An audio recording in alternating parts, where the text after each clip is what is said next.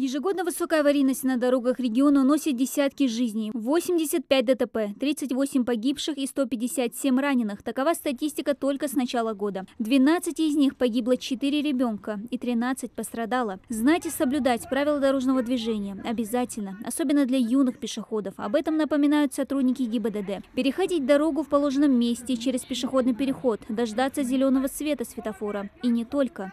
Когда дорогу переходим, нужно посмотреть по сторонам. Если один водитель вам уступил дорогу, ждете, пока уступит вам следующий водитель. Запомнили? Просветительскую акцию «Водитель, пропусти пешеходов» с детьми сотрудники госавтоинспекции проводят в пришкольных лагерях в рамках недели дорожной безопасности. После краткого инструктажа, как вести себя пешеходу, правила дорожного движения школьники в свою очередь напоминают автолюбителям. Для этого ребята выстроились в ряд перед проезжей частью. В руках таблички с призывом к водителям соблюдать порядок на дорогах региона. Как ты думаешь, вот когда водитель должен пропустить пешехода? Когда человек проходит по зебре или когда горит зеленый для пешехода.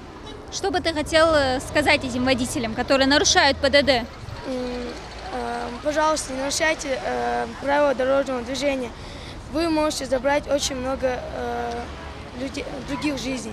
Учитывая неутешительную статистику ДТП с начала года, в которых пострадали дети, такие акции просто необходимы, уверены сотрудники госавтоинспекции. Проводить их с детьми будут не только весь летний период, но и после начала нового учебного года в школах. К сожалению, в Республике Ингушетия у нас произошло уже 12 дорожно-транспортных происшествий, у нас 4 погибших и 13 детей раненых. Статистика для нашего региона на сегодняшний день очень тяжелая, потому что дети, которые пострадали, это очень страшно, а которые погибли, это целая трагедия. Поэтому мы эту работу будем проводить на протяжении всего летнего периода и просим родителей, чтобы они контролировали досуг детей, перевозили их правильно, то есть в детских креслах, ремнями безопасности пристегивались, ни в коем случае не оставляли бесконтрольно.